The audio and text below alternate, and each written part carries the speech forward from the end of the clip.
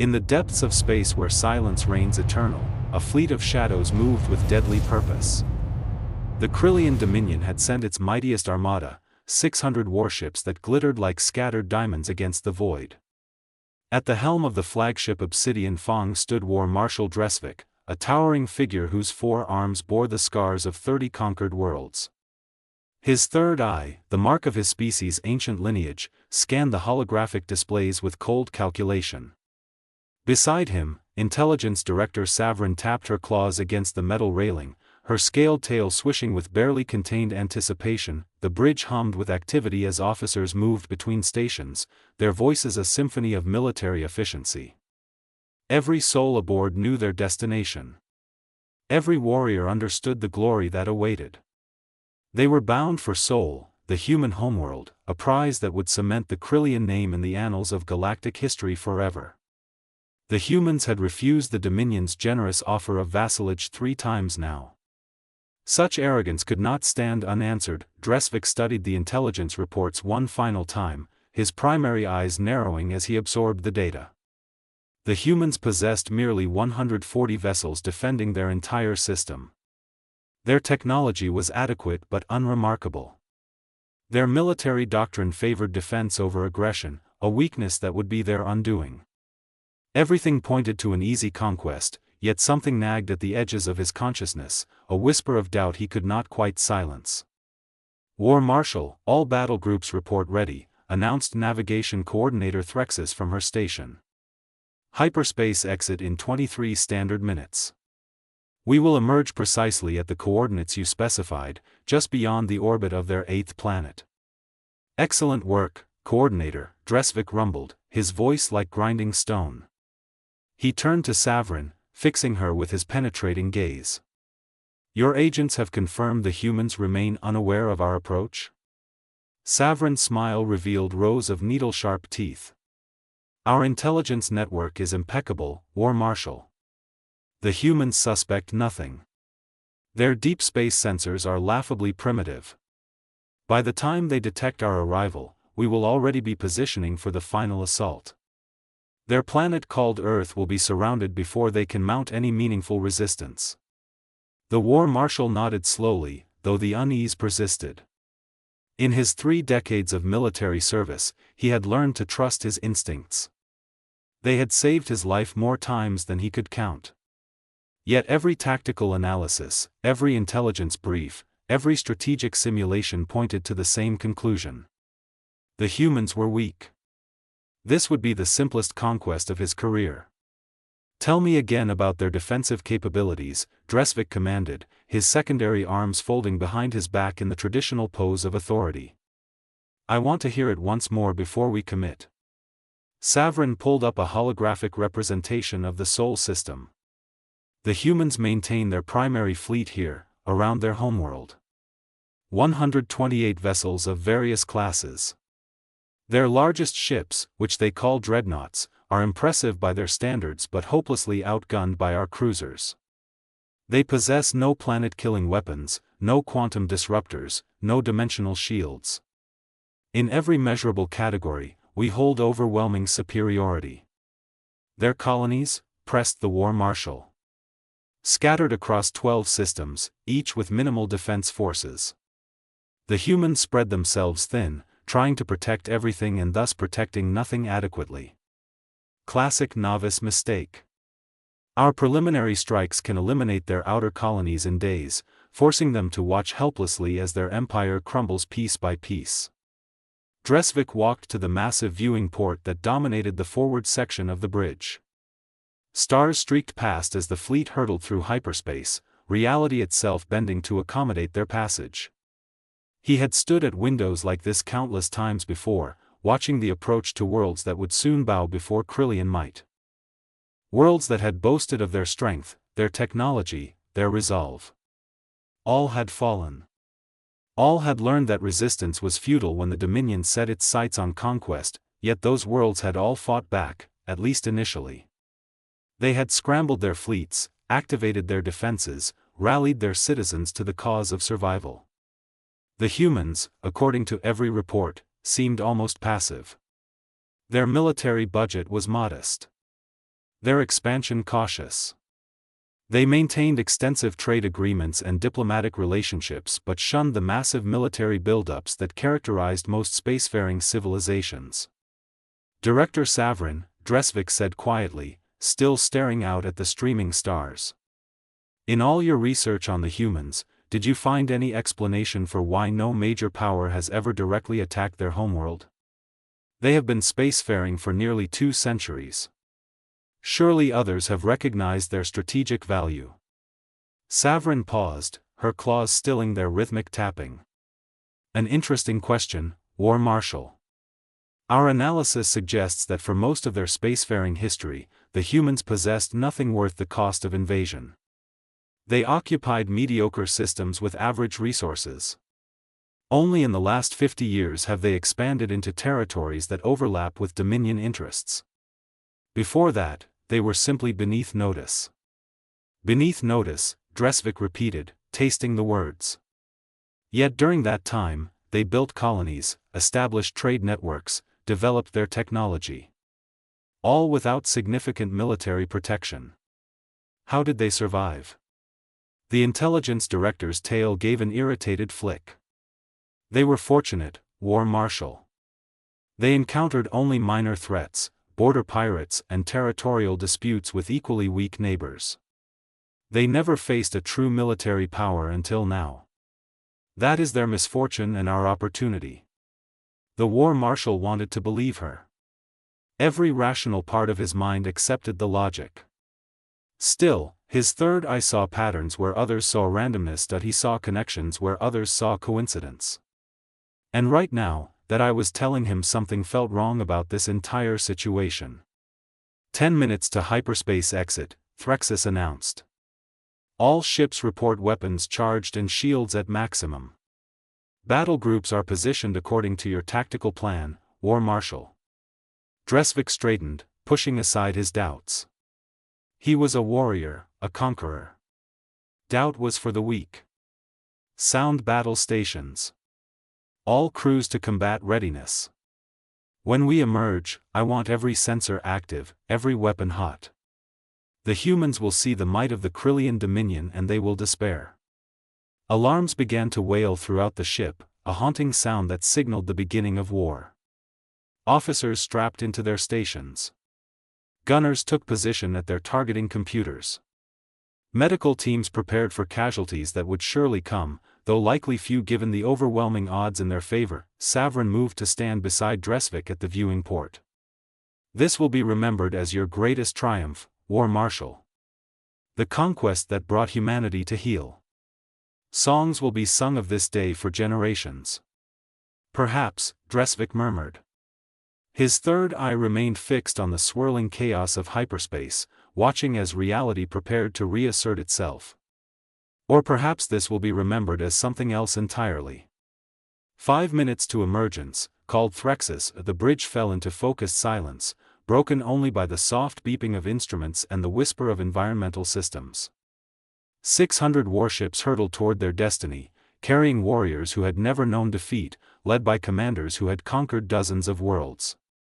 They came to claim Earth, to subjugate humanity, to add another jewel to the Dominion's crown. None of them knew that they were about to discover why, in 200 years of human spaceflight, no major power had ever dared attack the Sol system directly.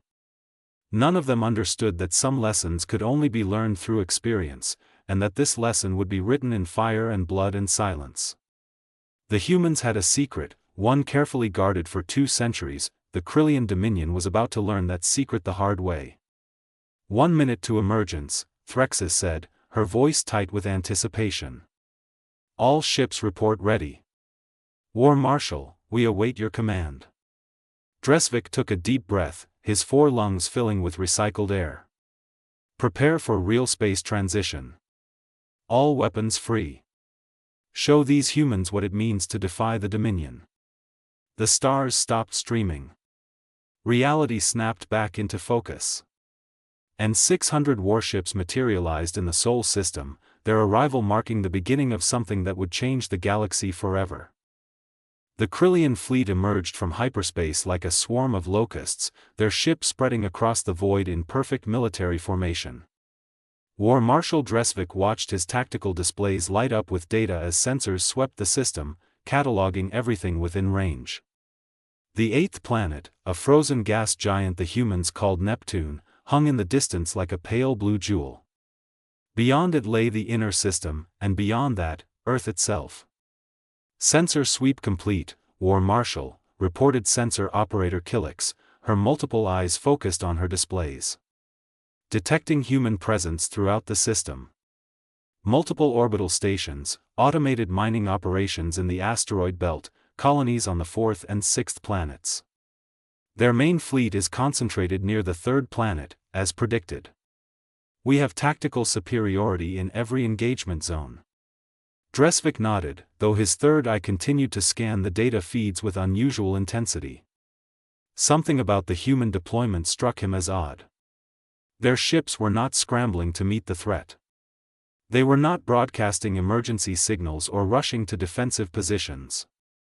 Instead, they seemed to be maintaining their standard patrol patterns, as if a fleet of 600 warships had not just appeared in their system. "Are they blind?" demanded Tactical Officer Vrwnen, his mandibles clicking with confusion. "They must surely detect us by now. Why do they not respond?" "Perhaps they are paralyzed with fear," Savrin suggested, her tone smug. "The sight of our armada has broken their will before we even fire a shot." A wise reaction, all things considered. But Dresvik was not convinced. He had seen fear many times before. This was not fear. This was something else. Something calculated. "Communications, open a channel to the human fleet. Let us offer them one final chance to surrender before we demonstrate our power." "Channel open, War Marshal."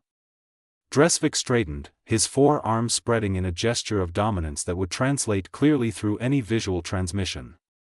"Humans of the Sol System, this is War Marshal Dresvik of the Krillian Dominion. Your refusal to accept our terms of vassalage has forced this action. You are hopelessly outnumbered and outgunned. Surrender immediately, pledge your loyalty to the Dominion, and your species will be spared. Resist, and we will reduce your homeworld to ash. You have 1 standard hour to respond." The transmission ended. Silence filled the bridge as everyone waited for the human reply. Seconds stretched into minutes. The human fleet continued its patrol patterns, making no moves toward engagement or retreat. Their orbital stations maintained normal operations. Nothing changed. "Still no response, War Marshal," the communications officer reported after 10 minutes had passed. "They are receiving our transmission, but they are not acknowledging." "Arrogance," hissed Vrwnen. "They think we will not follow through on our threats. We should destroy one of their outer colonies as a demonstration. Show them we mean what we say." Dresvik was about to give that very order when his third eye caught something on the tactical display. A small notation, easily missed among the flood of data. "Sensor Operator Killix, what is that energy reading near the fourth planet? The one designated Mars by the humans." Killix enlarged the relevant section of her display, her eyes narrowing as she studied the data. "Unusual, War Marshal. I am detecting massive power buildups beneath the surface. Multiple locations. The energy signatures are unlike anything in our database. They appear to be charging some kind of weapon system, but the scale is enormous. Far larger than anything we detected in our preliminary surveys." A cold sensation crept up Dresvik's spine. "Show me the asteroid belt. Full spectrum analysis." The display shifted, revealing the vast ring of rocks and ice that orbited between the fourth and fifth planets. At first, everything appeared normal. Then Killix began filtering the data, stripping away the background noise, enhancing the active signatures. What emerged made several officers gasp in shock: the asteroid belt was not natural. Or rather, large portions of it were not natural. Buried within the rocks were thousands of artificial structures, each one radiating the distinctive signatures of military hardware. Weapons platforms. Shield generators. Power cores. All of them activating now, coming online in response to the Krillian arrival. How is this possible? Savrin demanded, her earlier confidence evaporating. Our intelligence showed nothing like this. The asteroid belt was supposed to be just rocks and mining operations. They hid them, Dresvik said quietly, his mind racing through the implications. They disguised military installations as natural asteroids. Our sensors swept right past them because we were looking for ships and stations, not weaponized rocks. War Marshal, detecting similar buildups on the moons of the fifth planet, Kilix reported, her voice rising with alarm. Jupiter's major satellites are showing active military systems. And the sixth planet, Saturn, its rings contain thousands of hidden platforms. They are all coming online simultaneously. Dresvik felt the foundation of his assumptions crumbling. This was not a system defended by 140 ships. This was a fortress. The entire Sol system was a massive defensive network, one that had been carefully concealed from every intelligence sweep, every sensor pass, every spy report. The humans had not been weak. They had been hiding their strength. "Get me a count," he ordered, his voice steady despite the growing dread. Total number of weapons platforms, power cores, defensive installations. Everything. Kilix worked frantically, her multiple hands dancing across her controls. When she spoke again, her voice was barely a whisper. "Initial count suggests over 15,000 individual installations, War Marshal. And that is just what we can detect now that they are powering up. There could be more that remain dormant." 15,000. The number echoed through Dresvik's mind like a death knell. His fleet of 600 suddenly seemed very small. Very exposed. Very foolish. "Incoming transmission from Earth," the communications officer announced. "Audio only. They are requesting you stand by to receive their response." "Put it through," Dresvik commanded, though he suspected he already knew what that response would be. A voice filled the bridge, calm and measured, speaking Galactic Standard with perfect clarity. "War Marshal Dresvik, this is Director Hammond of Sol Defense Command. We have received your ultimatum and found it unacceptable. We do not surrender. We do not kneel. And we do not appreciate threats against our homeworld." "You are outnumbered," Dresvik replied, though the conviction in his voice had weakened. "Your fleet cannot stand against the might of the Dominion." "Our fleet?" Hammond's voice carried a hint of amusement. "War Marshal, you misunderstand our defensive philosophy. Our ships are not our primary defense. They never have been. You are currently surrounded by the accumulated military infrastructure of 2 centuries of human engineering. Every moon, every asteroid, every planet in this system has been fortified. You thought you were invading a weakly defended homeworld. In truth, you have flown into the most heavily armed system in known space." Dresvik looked at his tactical displays, seeing them now with fresh eyes. The trap had closed around his fleet without him even realizing it. They were deep in the Sol system, surrounded by weapons that could fire from any direction. Retreat to hyperspace would take time during which those weapons could shred his ships like paper. "Why?" Dresvik asked, genuine curiosity mixing with his growing fear. "Why hide such strength? Why allow the galaxy to think you were weak?" "Because weak prey draws predictable predators," Hammond replied. "For 200 years, we have maintained the illusion of vulnerability. Species like yours see that illusion and cannot resist the temptation. You come to conquer, confident in your superiority. And then you learn the truth. Every species that has threatened Earth directly has learned this lesson. Some accepted surrender and were allowed to leave. Others chose to fight. None of those who fought survived to share what they discovered." The words hung in the air like a death sentence. Savrin had moved away from Dresvik, her earlier arrogance replaced by raw terror. Other officers were checking their stations frantically, looking for escape routes that did not exist. "We still outnumber your fleet," Dresvik said, though the argument sounded hollow even to his own ears. "Ship to ship, we have superiority." "Ship to ship is irrelevant when you are inside a weapons grid that can target every vessel in your fleet simultaneously," Hammond countered. "But I will offer you something your ultimatum did not include. A choice. You have 1 hour to begin your retreat from the Sol system. Any ship that powers down weapons and turns away will not be fired upon. Any ship that remains or shows hostile intent will be destroyed. The choice is yours, War Marshal. Choose wisely." The transmission ended, leaving the bridge in stunned silence. Dresvik stared at the tactical display, watching as more and more hidden installations revealed themselves. The humans were not bluffing. They had the firepower to back up their words. His mighty fleet, his instrument of conquest, had become nothing more than target practice. "War Marshal," Verwenen said quietly. "Your orders?" Dresvik closed all 4 of his eyes, feeling the weight of his failure pressing down on him. Pride had brought him here. Pride and arrogance and the assumption that a species with a small fleet must be weak. He had made the same mistake countless others had made before him.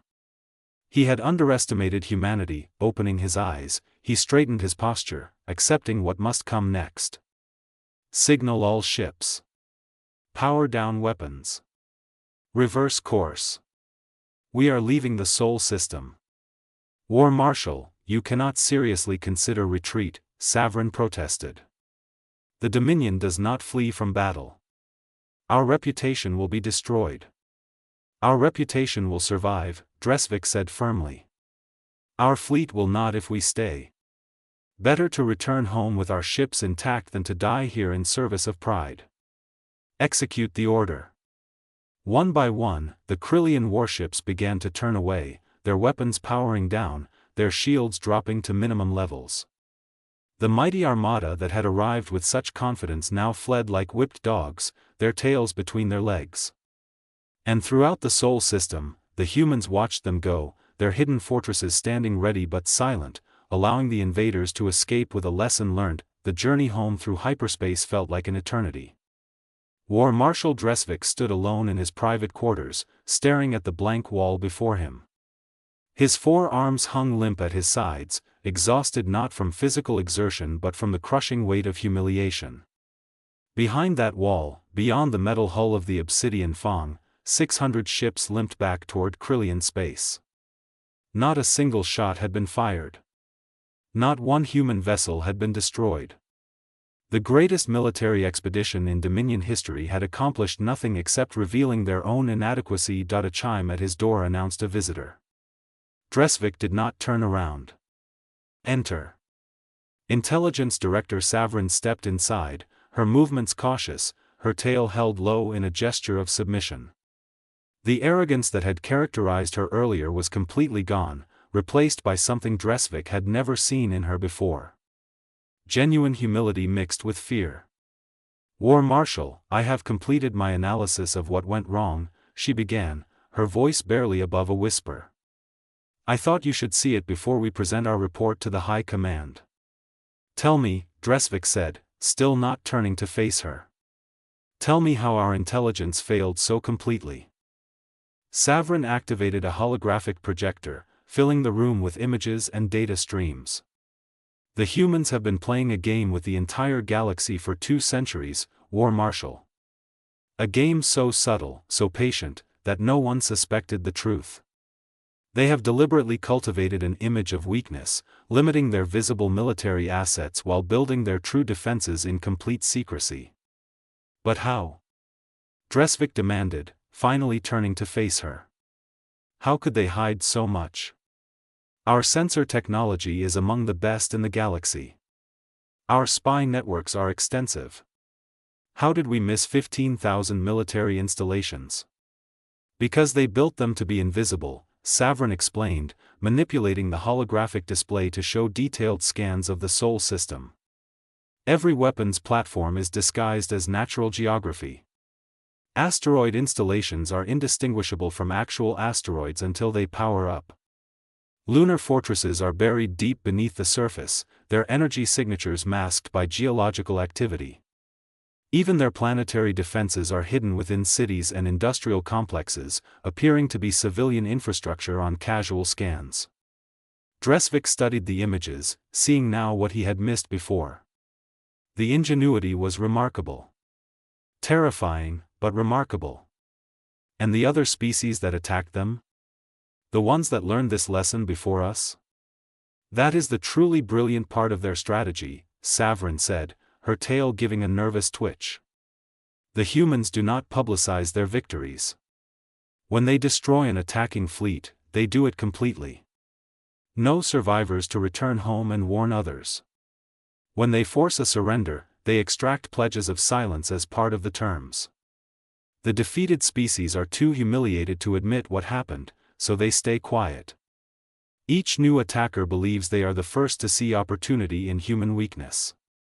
A trap that resets itself, Dresvik murmured. Every species that attacks and gets destroyed simply vanishes, attributed to other causes. Every species that surrenders keeps the secret to protect their own reputation.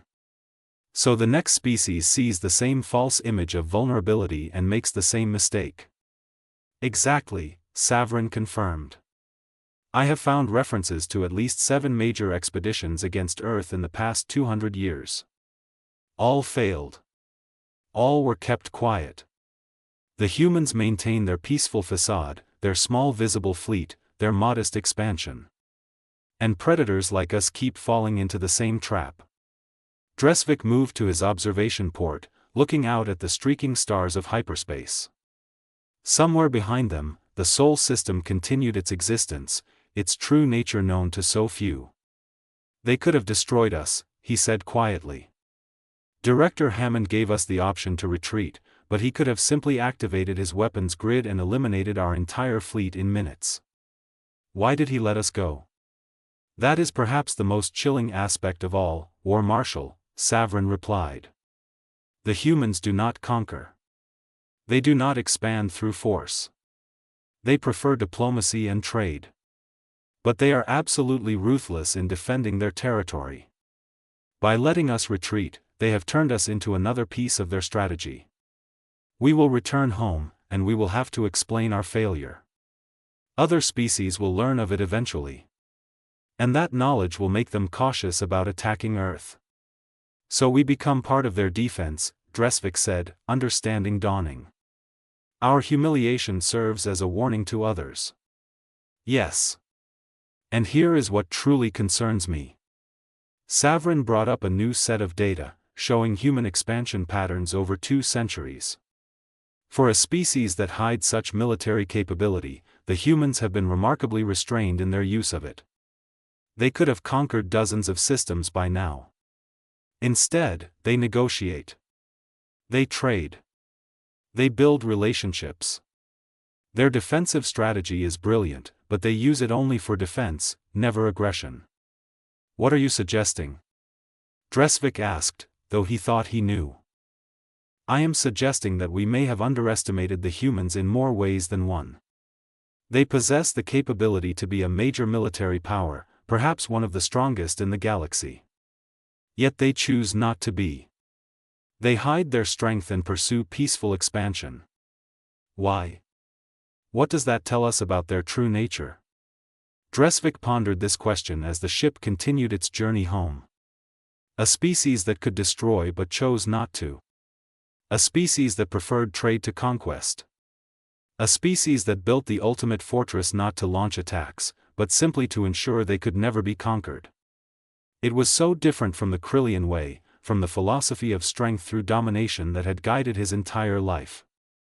There is something else you should know, War Marshal, Savrin said hesitantly. I intercepted a message that Director Hammond sent after we departed. It was not directed at us. It was sent to various diplomatic channels throughout the galaxy. What did it say? It was an official statement. The humans have decided that their defensive capabilities are no longer a secret worth maintaining. They are publicizing what happened to us, War Marshal. They are telling the galaxy that Earth is not to be threatened. They are ending their strategy of appearing weak. Dresvik felt a chill run through his body. Why now? After 2 centuries of secrecy, why reveal themselves? That I cannot answer with certainty. Perhaps they have decided the galaxy needs to know the truth.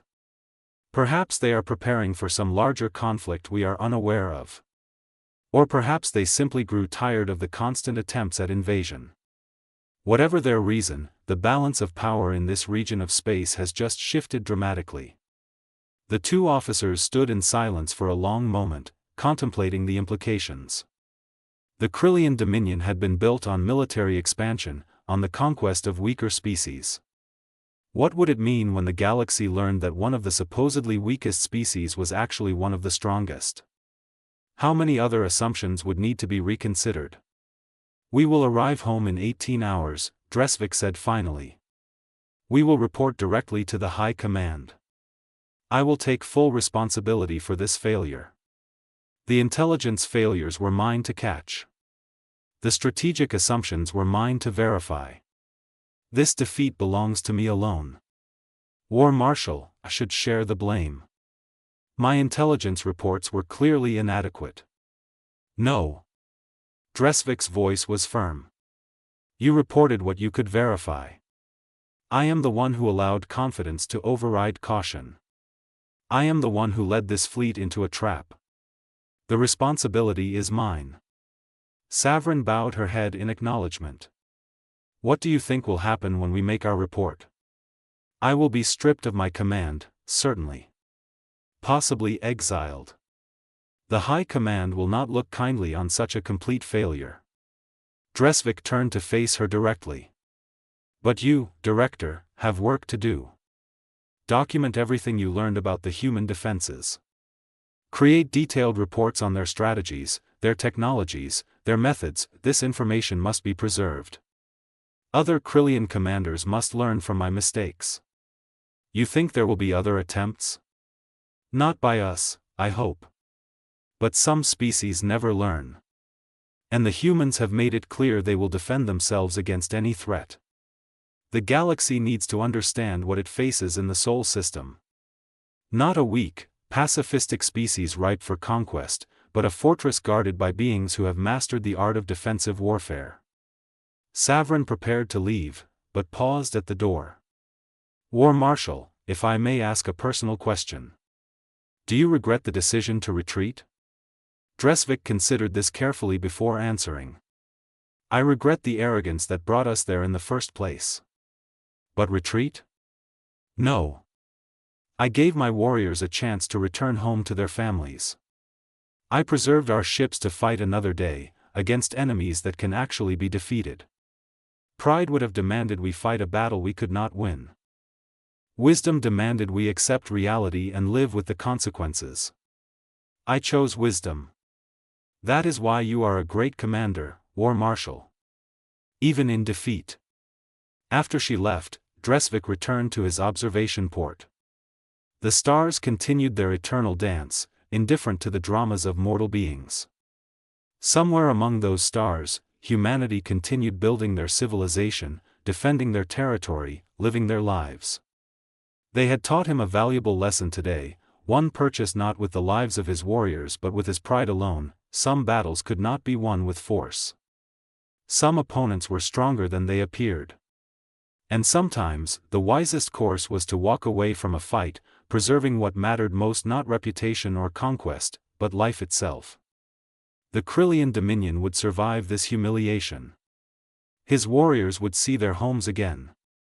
And perhaps, in time, his people would learn to see strength in forms other than military might. The mission to Sol had ended in silence, in retreat without combat.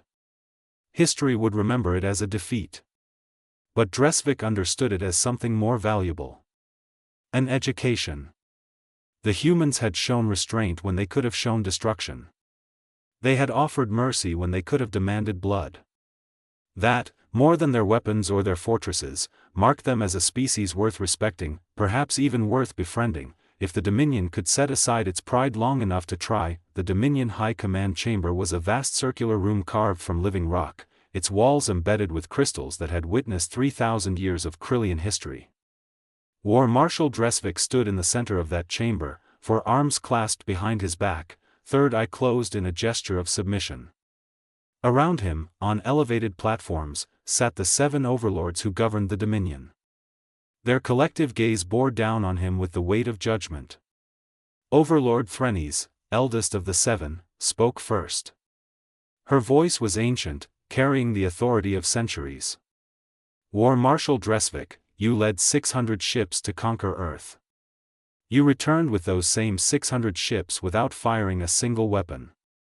Explain this failure. Dresvik lifted his head, meeting her gaze steadily. I retreated because victory was impossible, Overlord.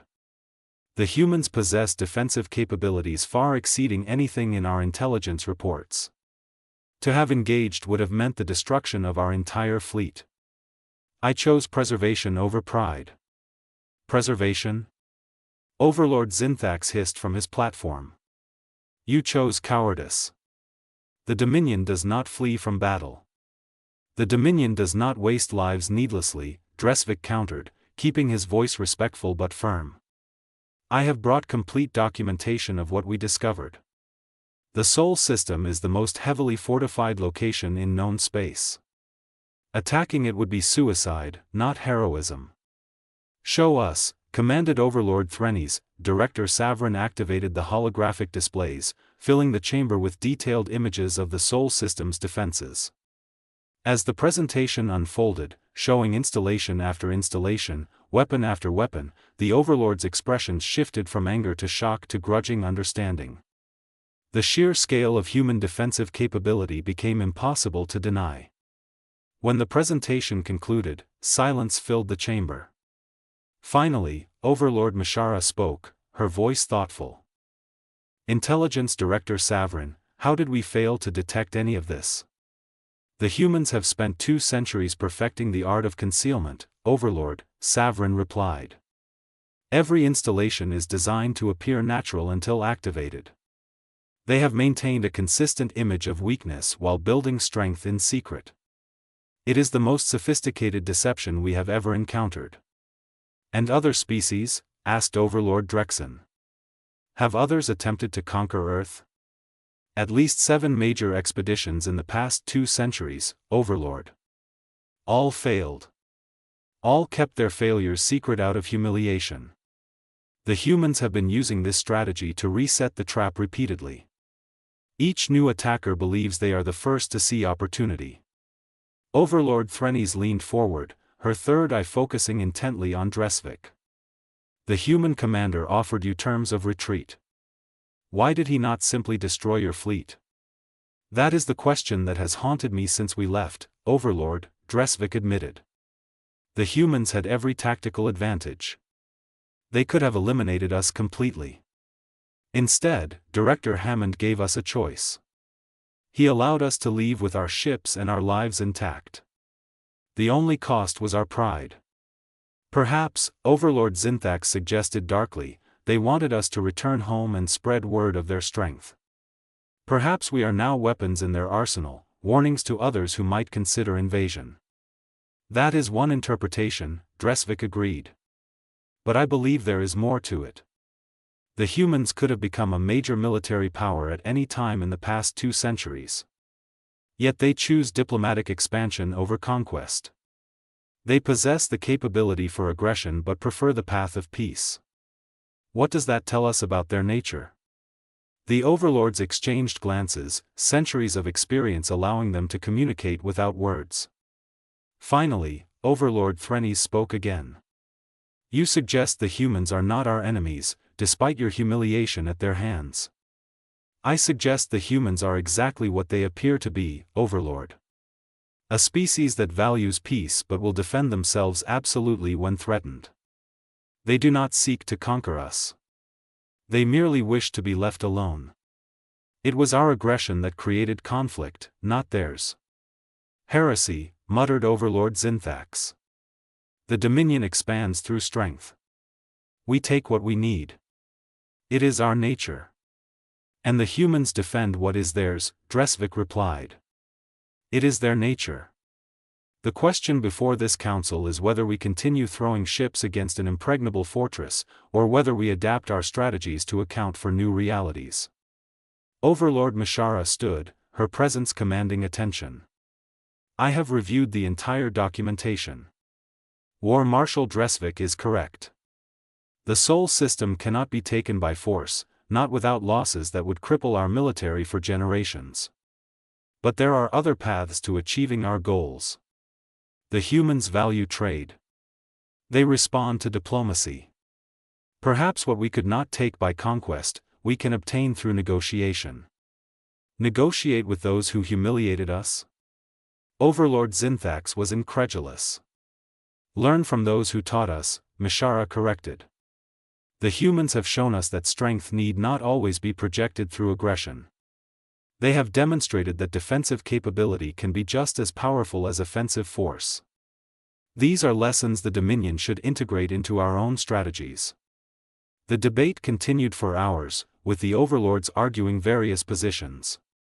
Some called for Dresvik's execution as an example. Others praised his wisdom in preserving the fleet.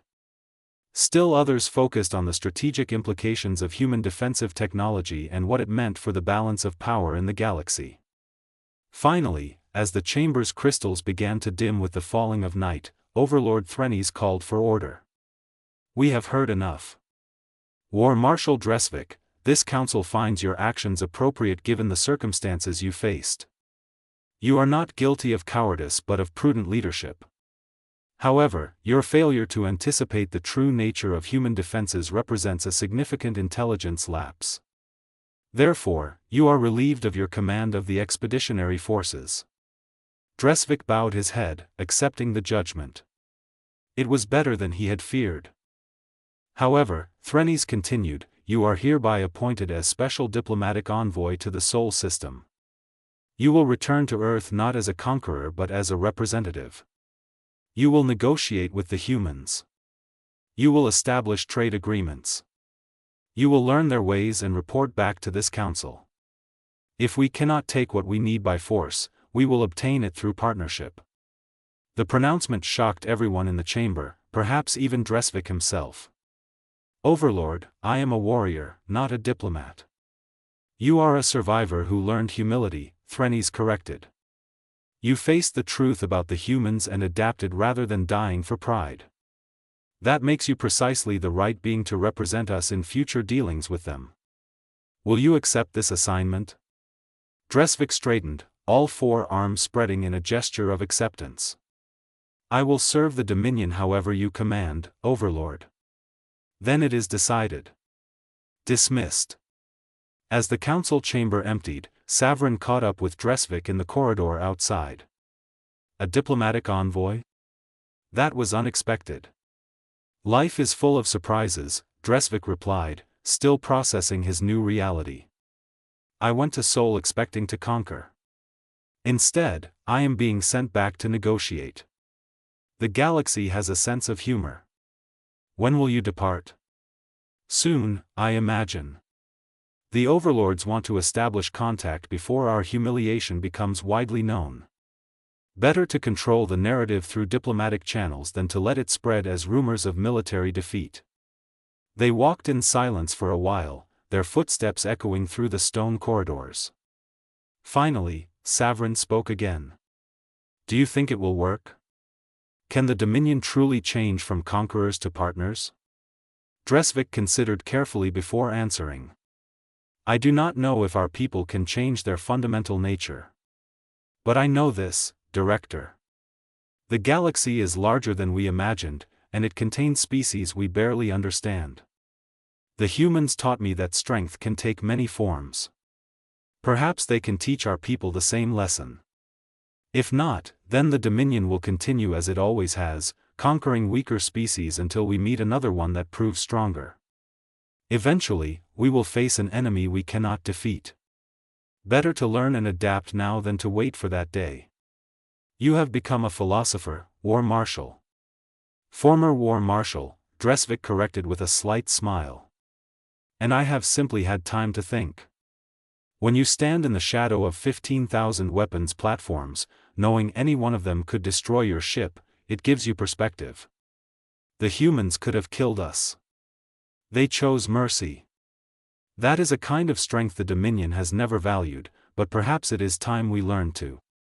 3 weeks later, a single Krillian ship approached the Sol system. It traveled alone, its weapons powered down, broadcasting diplomatic credentials on all frequencies. This time, there was no armada, no threats, no demands for surrender. Just one former warrior, carrying a message of peace to a species that had taught him the true meaning of strength. As the ship crossed into human space, defensive installations tracked its progress but did not activate. The humans monitored carefully, weapons ready but silent. They had made their point. Now they waited to see if the lesson had been learned. War Marshal Dresvik, now diplomatic envoy Dresvik, stood at the viewing port of his ship and watched Earth grow larger ahead. That blue and green sphere had broken his pride and opened his eyes to new possibilities. He did not know what awaited him there. He did not know if his mission would succeed. But he knew that he was returning not as a conqueror but as a student, ready to learn whatever lessons humanity had left to teach. The Sol system had ended one mission in silence, in retreat without battle. Now a new mission was beginning, one that might prove far more difficult than conquest. The mission to build bridges instead of burn them. To find common ground instead of taking territory.